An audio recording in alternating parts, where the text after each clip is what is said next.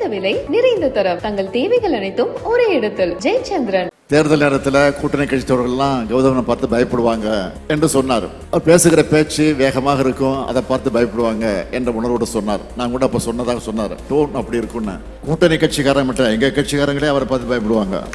இந்த மாவட்டத்தை சார்ந்திருக்கக்கூடிய சில தோழர்கள் இடத்துல தலைமை கழகத்திற்கு வந்து அறிவாலயத்திற்கு வந்து கௌதமனை பற்றி புகார் சொல்லுவாங்க. நான் அன்றைக்கு போன போது அவருடைய சகோதரர் மறைந்து விட்டார் என்ற செய்தி வருது. அவர் இருக்க மாட்டார் என்றுதான் கருதிதான் நான் போனேன். ஆனால் போனா இருக்கிறார். நான் கேட்டேன், என்ன உங்க சகோதரி இறந்துட்டா நீங்க போலியான்னு. எங்க தலைவர் வர்றப்போ நான் இல்லாம அது இருக்க மாட்டேன்.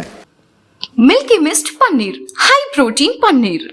அந்த 4 மணி நின்று கொண்டிருந்த போது எனக்கு பக்கத்தில் 5-6 பேர் தொடர்ந்து நின்று கொண்டிருப்பார்கள். அதில் முக்கியமாக நம்ம டிஆர் பாலு, அடுத்தது பொன்முடி, எம்ஆர்கே பன்னீர்செல்வம், நேரு. ஆனால் இவங்களாம் 4 மணி நின்னாங்கன்னா நிற்கல, ஒரு அரை மணி நேரம் நிற்பாங்க, போயிடுவாங்க. நிற்க முடியாது. நாம் அனைத்து கட்சி கூட்டத்தை கூட்டி இருக்கிறோம்.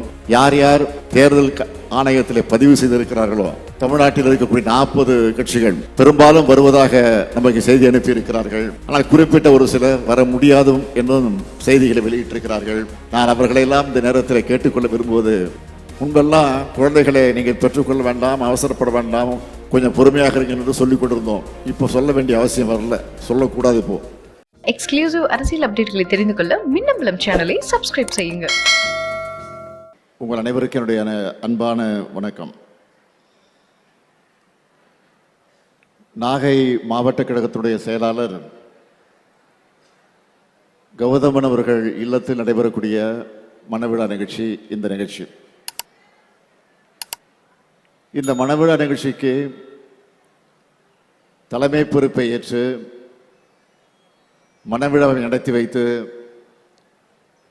அதே நேரத்தில் மணமக்களை வாழ்த்தக்கூடிய ஒரு சிறப்பான வாய்ப்பினை பெற்றமைக்கு நான் மகிழ்ச்சி அடைகிறேன். இந்த வாய்ப்பை எனக்கு உருவாக்கி தந்திருக்கக்கூடிய மணமக்களுக்கு, மணமக்களுடைய குடும்பத்தாருக்கு, உற்றார் உறவினர்களுக்கு, குறிப்பாக நம்முடைய மாவட்ட செயலாளர் கௌதமன் அவர்களுக்கு என்னுடைய இதயபூர்வமான நன்றியை, வணக்கத்தை நான் தெரிவித்துக் கொள்ள விரும்புகிறேன். பேச சிலர் குறிப்பிட்டு சொன்னார்கள், கடந்த 1ஆம் தேதி, அதாவது நேற்று முன்தினம் என்னுடைய பிறந்த நாள் முடிந்திருக்கிறது. ஆக அந்த பிறந்த நாள் முடிவுற்று 2 நாட்களுக்கு பிறகு என்னுடைய தாய் மண்ணாக விளங்கி கொண்டிருக்கக்கூடிய இந்த மண்ணுக்கு வந்திருப்பதிலே நான் மிகுந்த மகிழ்ச்சி அடைகிறேன். நம்ம கௌதமன் அவர்களை பற்றி சொல்ல வேண்டும்னா சொல்லிக்கிட்டே இருக்கலாம். எல்லாரும் சொன்னாங்க, பேசுனவங்கெல்லாம் சொன்னாங்க. பேசுனவங்களுக்கும் தெரியும், பேச பேச வாய்ப்பு நேரம் இல்லாத காரணத்தால் பேச முடியாமல் இருக்கக்கூடியவங்களுக்கும் தெரியும், இங்கே வந்திருக்கக்கூடிய உங்களுக்கும் தெரியும் கௌதமனை பற்றி எவ்வளவு ஸ்பீடாக இருப்பார்னு உங்களுக்கு தெரியும். நம்முடைய தோழர் முத்தரசன் கூட பேசுகிற போது குறிப்பிட்டு சொன்னார், தேர்தல் நேரத்தில் கூட்டணி கட்சி தோழர்கள்லாம் கௌதமனை பார்த்து பயப்படுவாங்க என்று சொன்னார். அவர் பேசுகிற பேச்சு வேகமாக இருக்கும், அதை பார்த்து பயப்படுவாங்க என்ற உணர்வோடு சொன்னார். நான் கூட அப்போ சொன்னதாக சொன்னார், டோன் அப்படி இருக்குன்னு. கூட்டணி கட்சிக்காரங்க மட்டும் எங்கள் கட்சிக்காரங்களே அவரை பார்த்து பயப்படுவாங்க.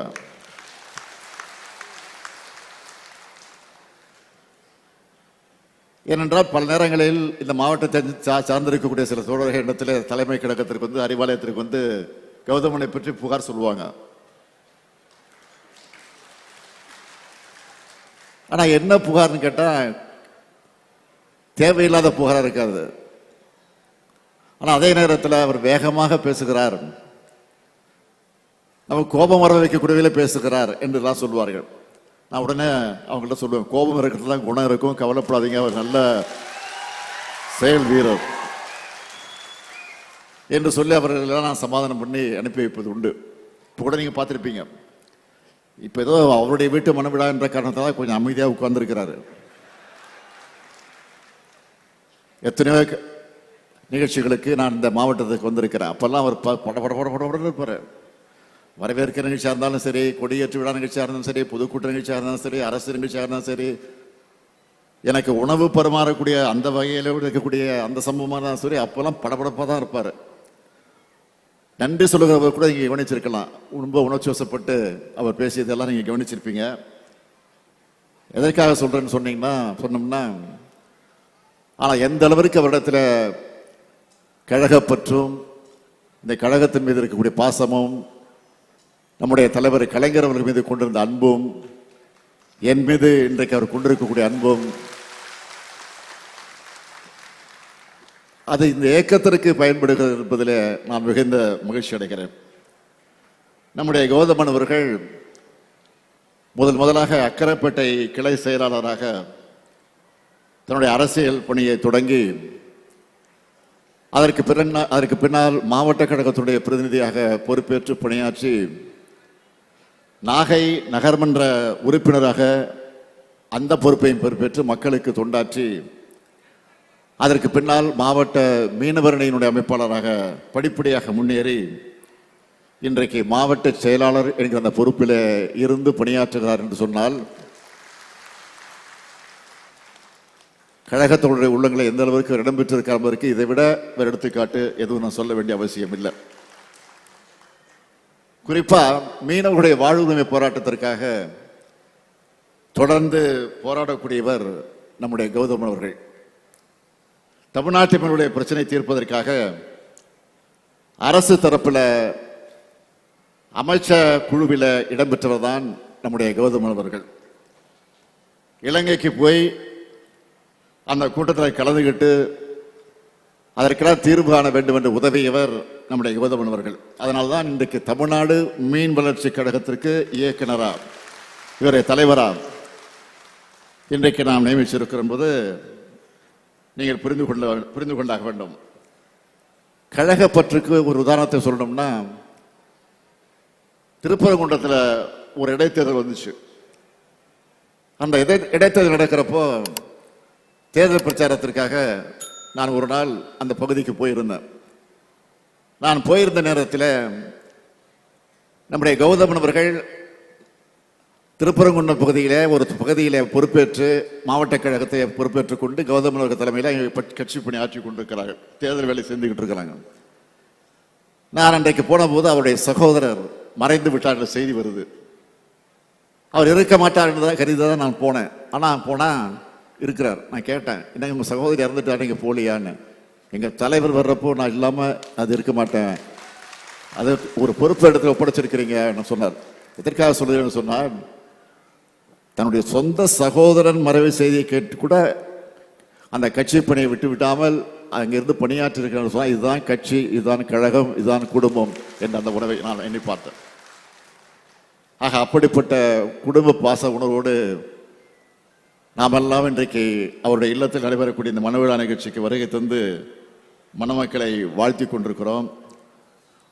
அண்ணா அறிவாலயத்தில் 1ஆம் தேதி என்று நான் கழக தொடர்களை பிறந்தநாளை ஒட்டி சந்தித்த போது வாழ்த்துக்களை பெற்ற போது கிட்டத்தட்ட 9 மணிக்கு தொடங்கி மதியம் 3 மணி வரையில் ஏறக்குறைய ஒரு 4.5 மணி நேரம் நின்று எல்லா தொழிலத்திலும் அவர் தந்த பரிசுகள், படங்கள், புத்தகங்கள், அவர்கள் வீட்டில் விளைவித்த கீரை வகைகள், காய்கறி வகைகள் அத்தனையும் கொண்டு வந்து என்னிடத்தில் கொடுத்த அந்த அன்பை பரிமாறினார்கள்.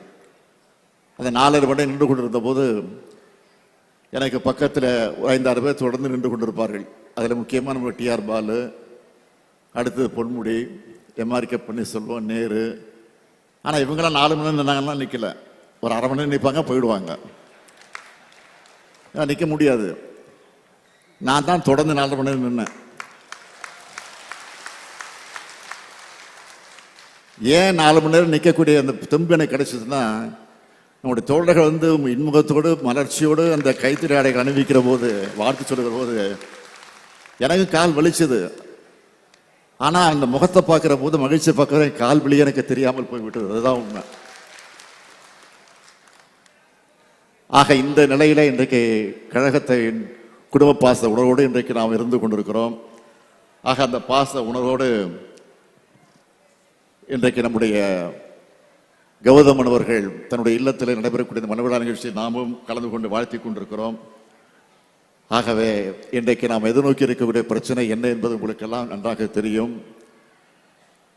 மும்மொழி கொள்கையை கட்டாயப்படுத்தி கொண்டு வந்துவிட வேண்டும் என்று இன்றைக்கு ஒன்றிய அரசு திட்டமிட்டுக் கொண்டிருக்கிறது.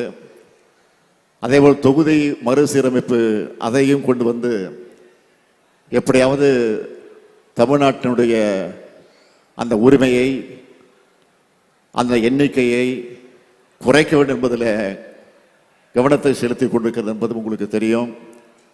அதனால தான் வருகிற 5ஆம் தேதி நாம் அனைத்து கட்சி கூட்டத்தை கூட்டியிருக்கிறோம். தமிழ்நாட்டில் இருக்கக்கூடிய 40 கட்சிகள் யார் யார் தேர்தல் ஆணையத்தில் பதிவு செய்திருக்கிறார்களோ அந்த 40 கட்சிகளுக்கு அழைப்பு விடுக்கப்பட்டிருக்கிறது. பெரும்பாலும் வருவதாக நமக்கு செய்தி அனுப்பியிருக்கிறார்கள். ஆனால் குறிப்பிட்ட ஒரு சிலர் நாங்கள் வர வாய்ப்பில்லை, வர முடியாதும் என்னும் செய்திகளை வெளியிட்டிருக்கிறார்கள். நான் அவர்களெல்லாம் இந்த நேரத்தில் கேட்டுக்கொள்ள விரும்புவது, வர இயல முடியாது, வர முடியாது என்று சொல்லியிருக்கக்கூடியவர் கொஞ்சம் சிந்தித்து பார்த்து, ஏதோ தனிப்பட்ட திமுகவுக்கோ தனிப்பட்ட உங்களுக்கோ பிரச்சனை இல்லை, இது தனிப்பட்ட கட்சிக்கு அல்ல, இது அரசியலாக நீங்கள் பார்க்காதீர்கள். நம்முடைய உரிமை, நம்முடைய தமிழ்நாட்டினுடைய உரிமை.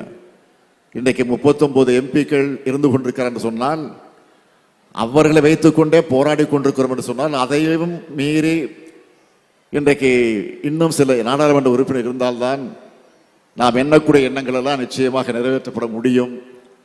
ஆக அதையெல்லாம் நீங்கள் சிந்தித்து பார்த்து, நான் மீண்டும் இந்த திருமண விழாவின் மூலமாக எல்லா கட்சி தலைவர்களுக்கு நான் கேட்டுக்கொள்ள விரும்புவது, வர முடியாதவர்களும் தயவு கூர்ந்து வர வேண்டும், வர வேண்டும், வர வேண்டும் என்று இந்த கூட்டத்தின் வாயிலாக நான் அழைப்பு விடுக்கிறேன். இல்லை கௌரவம் பார்க்காதீர்கள், இவன் என்ன அழைப்பது, நாம் என்ன போவது என்று நினைக்க வேண்டாம். இது தமிழ்நாட்டுடைய பிரச்சனை. அதை சிந்தித்து பார்த்து நீங்கள் வர வேண்டும் என்ற இந்த நேரத்தில் நான் அழைப்பு விடுத்து, நம்முடைய கௌதமன் அவர்கள் இல்லத்தில் நடைபெறக்கூடிய இந்த மனவிழா நிகழ்ச்சியை முடித்துவிட்டு அடுத்து அரசு நிகழ்ச்சிக்கு போனோம். அப்புறம் கௌதமன் ஏற்பாடு செய்திருக்கக்கூடிய இன்னொரு நிகழ்ச்சி இருக்கு. மாவட்ட கழகத்துடைய அலுவலகத்தில் கட்டடத்தை திறந்து வைத்து நம்முடைய அண்ணா சிலை, கலைஞர் சிலையை திறந்து வைக்கக்கூடிய அந்த நிகழ்ச்சி ஏற்பாடு செய்யப்பட்டிருக்கு. அதற்கு செல்ல வேண்டும். நம்முடைய கௌதமன் எவ்வளவு சாமர்த்தியசாலி என்பதற்கு ஒரு உதாரணம், திருமண விழாவை மட்டுமல்ல கட்சி நிகழ்ச்சியும் சேர்த்து ஒரு கல்லில் 2 மாங்காய் என்று சொல்லுவாங்களே, ஒரு கல்லில் பல மாங்காய் அடிக்கக்கூடிய வல்லவர் நம்முடைய கௌதமன் அவர்கள். ஆக அந்த உணவோடு இந்த திருமணத்தை நடத்தி கொண்டிருக்கிறார். ஆக அப்படிப்பட்ட திருமணத்தில் நானும் கலந்து கொண்டு மணமக்களை வாழ்த்துவதிலே பெருமைப்படுகிறேன். அதே நேரத்தில் நான் மணமக்கள் அன்போடு கேட்டுக்கொள்ள விரும்புவது, உங்களுக்கு பிறக்கக்கூடிய குழந்தைகள், முன்பெல்லாம் குழந்தைகளை நீங்கள் பெற்றுக்கொள்ள வேண்டாம், அவசரப்பட வேண்டாம், கொஞ்சம் பொறுமையாக இருங்கள் என்று சொல்லிக் கொண்டிருந்தோம். இப்போ சொல்ல வேண்டிய அவசியம் வரல, சொல்லக்கூடாது இப்போ. ஏன்னா மக்கள் தொகையின் அடிப்படையில் இடஒதுக்கீடு அந்த நாடாளுமன்ற உறுப்பினர் எண்ணிக்கை வரும் என்று சொல்லுகிற நேரத்தில் நமக்கு எண்ணிக்கை மக்கள் தொகை அதிகம் இருந்தால்தான் எம்பிக்கள் அதிகம் வரும் என்ற நிலை இன்றைக்கு உருவாகி இருக்கு. ஆனால் நாம் குடும்ப கட்டுப்பாட்டில் கவனம் செலுத்தி அதில் வெற்றி கண்டோம். அதனால் இந்த நிலை நமக்கு ஏற்பட்டிருக்கிறது. அதனால் இப்போ யாரும் உங்களுக்கு குழந்தைகள் நீங்கள் அவசரப்பட்டு பெற்றுக்கொள்ள வேண்டாம் என்று நான் சொல்ல மாட்டேன். உடனடியாக பெற்றுக்கொள்ளுங்கள். ஆனால் பெறக்கூடிய குழந்தைகளுக்கு அழகான தமிழ் பெயர்களை சூட்டுங்கள், அதுதான் என்னுடைய வேண்டுகோள். தமிழ் பெயர்களை சூட்டி தலைவர் கலைஞர் அவர்கள் இந்த தமிழ் மொழிக்கு செம்மொழி என்கிற அந்தஸ்தை பெற்று தந்திருக்கிறார்கள். ஆக அப்படிப்பட்ட செம்மொழியில அந்த தமிழ் பெயர்களை சூட்டுங்கள் என்ற அன்பான வேண்டுகோளை வைத்து புரட்சி கவிஞர் பாரதிதாசன் எடுத்துச் சொல்லி இருக்கக்கூடிய வீட்டிற்கு விளக்காய் நாட்டிற்கு தொண்டர்களாய் மணமக்கள் வாழுங்கள் வாழுங்கள் வாழுங்கள் என்று வாழ்த்தி மணவிழா கண்டிருக்கக்கூடிய உங்களை மீண்டும் ஒரு முறை வாழ்த்தி விடைபெறுகிறேன். நன்றி, வணக்கம். குறைந்த விலை, நிறைந்த தரம், தங்கள் தேவைகள் அனைத்தும் ஒரே இடத்தில். ஜெயச்சந்திரன். மில்கி மிஸ்ட் பன்னீர், ஹை புரோட்டீன் பன்னீர். மின்னம்பலம்.com தமிழின் முதல் மொபைல் பத்திரிகை.